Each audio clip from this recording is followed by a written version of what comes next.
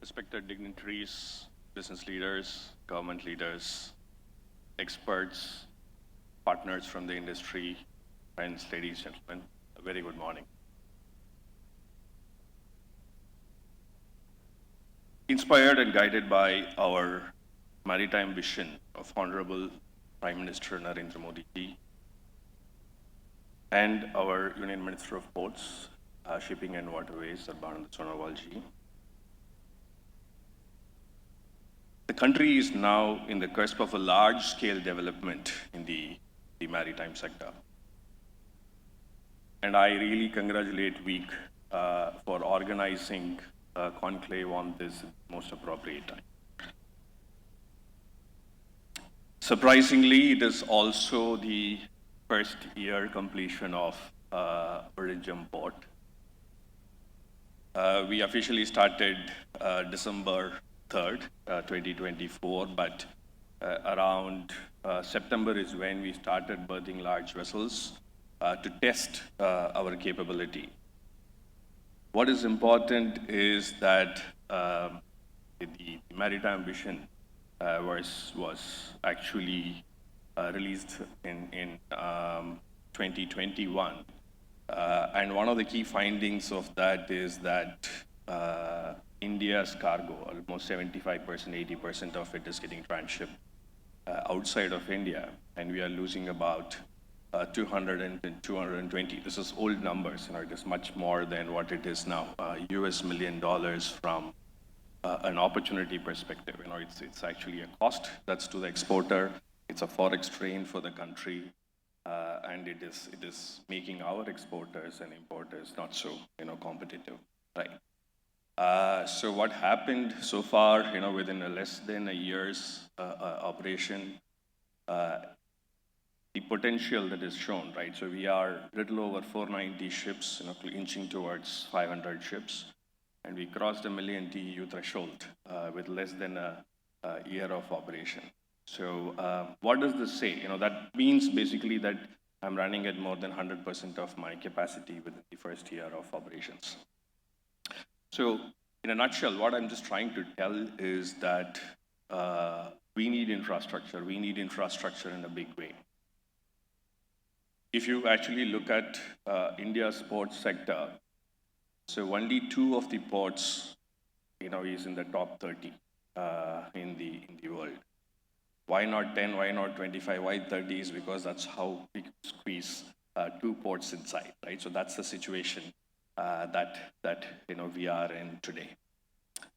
India did roughly about 22, little over 22 million TEUs last year, EXIM cargo.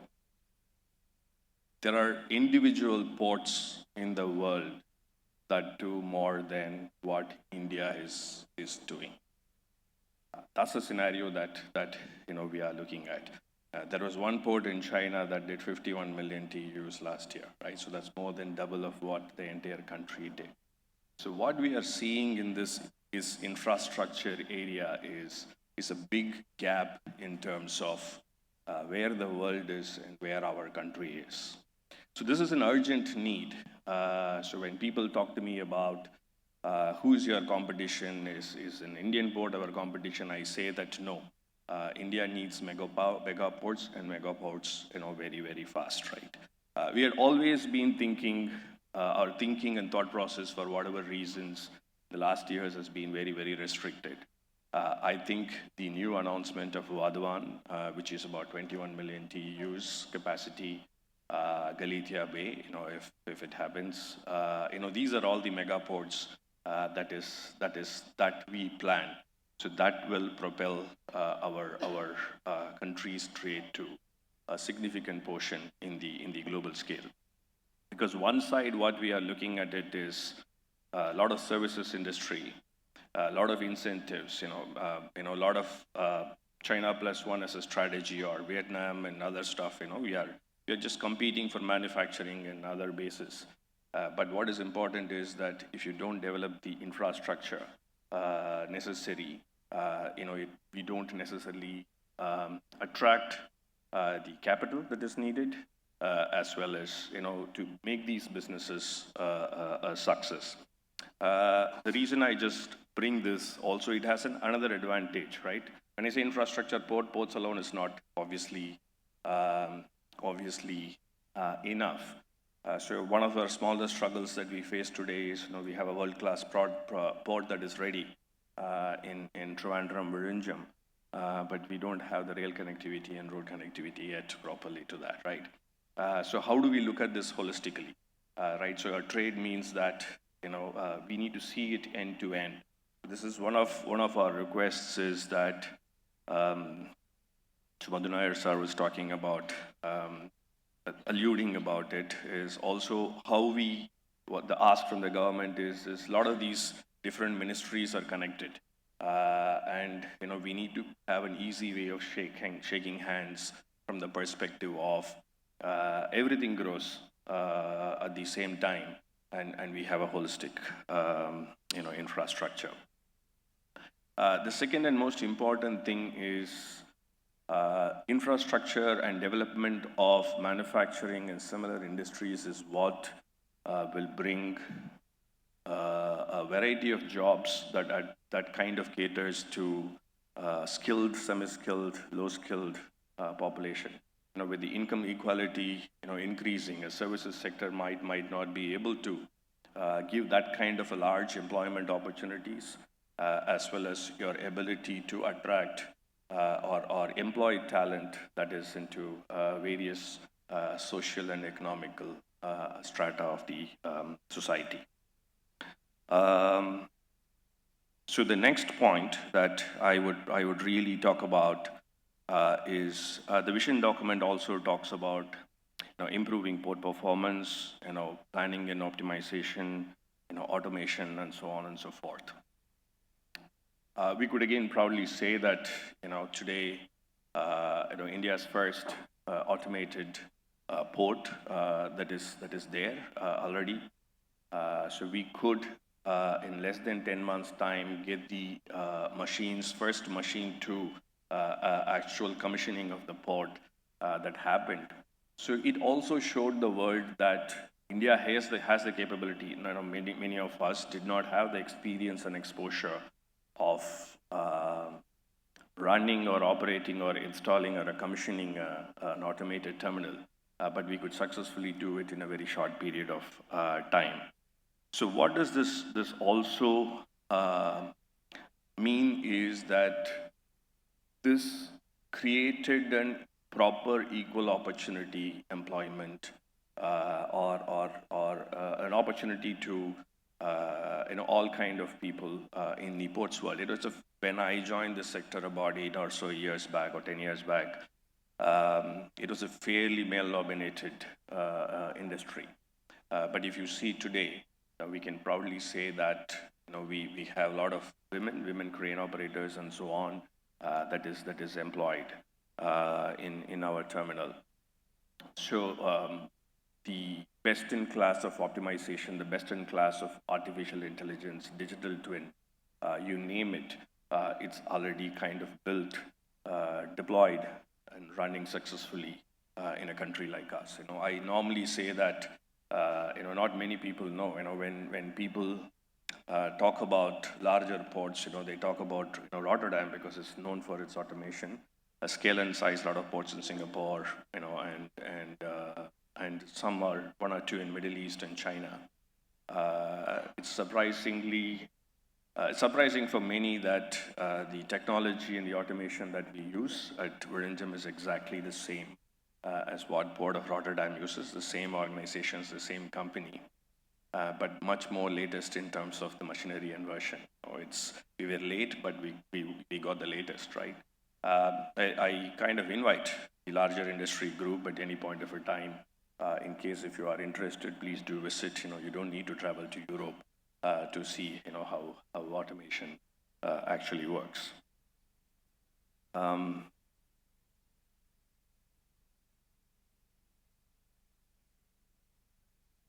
Also, one is from the physical infrastructure side. The second thing is in the digital infrastructure side.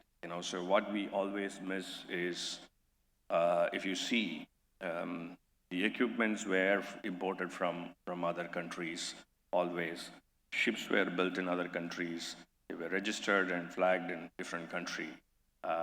So we need to look at changing some of it. So the government is very helpful, and if you look at it, the marine traffic control system, which is very similar to the air traffic control, or vessel traffic and management system that is used by the marine team that berths vessels and takes care of the marine side of operation. The entire hardware and software was actually imported until recent past.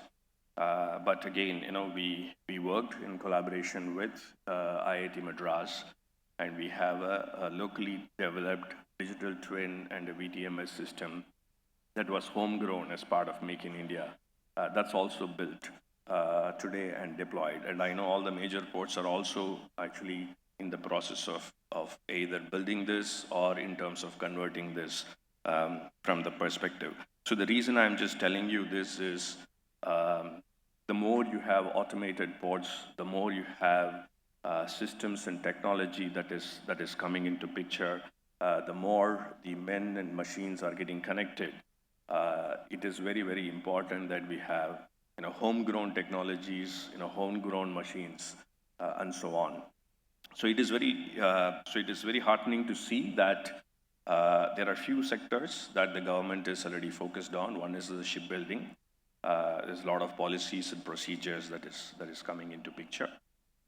Second thing is where you register your vessel itself. I think there is some policy changes which is in the pipeline. There are some that is getting rolled out. And then the third part is the actual infrastructure development. I think ours is the first PPP model that came into existence in the country. It's a classic example of where the center, state, and a private party came together. So this port, without doubt, it was identified as something which is strategically important for the country. But then when we ran a financial model, it also realized that it might not be economically feasible to kind of build this. So we had a viability gap fund methodology that came into picture, where the state government contributed, central government contributed, and then you have the private sector pitching in. Now that the port has come to the phase one getting completed, so we will be spending about 12 to 15,000 crores to expand this further, and that will be fully funded by the private sector.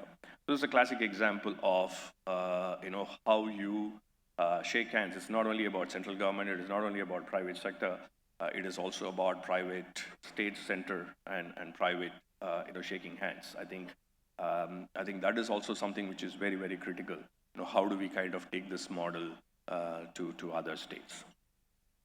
The fourth point that what I see when I travel abroad to benchmark our port to what it is in India is if there is a good rail connectivity, and if it is a distance beyond a specific distance, few hundred kilometers and more, and approximately at least 200 plus, then the cargo moves in train. Otherwise, it moves by road. Very, very inefficient. Our roads are getting congested, and there's a lot of investment that needs to be done. So what is important here is how Hong Kong works, how Rotterdam works, and similar ports, the West and the East works is they have a fairly well integrated system in terms of the local ports connected to a hub. It can be smaller vessels, feeder vessels, it can be even barges. In places like, I think, something like a Kerala, which is a long coastline and a lot of ports that already exist, I think that's a policy decision. I think working with state, central, as well as the customs that comes into picture. How do we make this happen? It is economically good, environmentally good, and it declogs our roads infrastructure. I think there needs to be some sort of thought process on correcting the regional hubs, opening up not even only smaller vessels, maybe barges and other stuff that can connect. connect the hubs. So that is something which is important. The last aspect is what I'm passionate about is also the automation and technological intervention in ports. I think it is a no-brainer. In a short term, it will look like that employment opportunities are getting dried.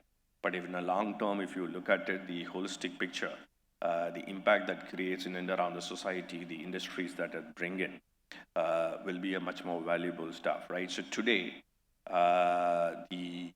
since our start of the operations till I think last month to even this month today, the productivity has been going up and productivity has been consistent. So one of the reasons why we were able to attract more business and be able to successfully cross 1 million TEUs is the term consistent performance.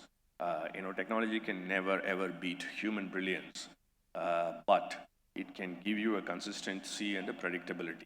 So if a customer comes with a vessel with a certain number of moves, there is an assured turnaround time that he knows is going to happen, which is the primary point, right? So if you look at it in a state like Kerala and predominant portions of India, we are susceptible to monsoon and hot summer and so on and so forth. So it is not necessarily conducive for physical labor to be out and doing a lot of activities, physical activities in a port. So technology does help in terms of whether it is rain, it is sun, the machines do their job on its own, right? So it's phenomenal. And there's a myth that automation is going to cost significantly higher, but I think that cost difference between a manual and automation is dropping drastically. The second point is actually the safety aspect of it. People in this industry know that accidents are not small, incidents are not small in industries like this. So we need to be very, very, very careful about how we follow safety protocols and what we do with respect to managing the productivity and the safety aspect, balancing that thing out.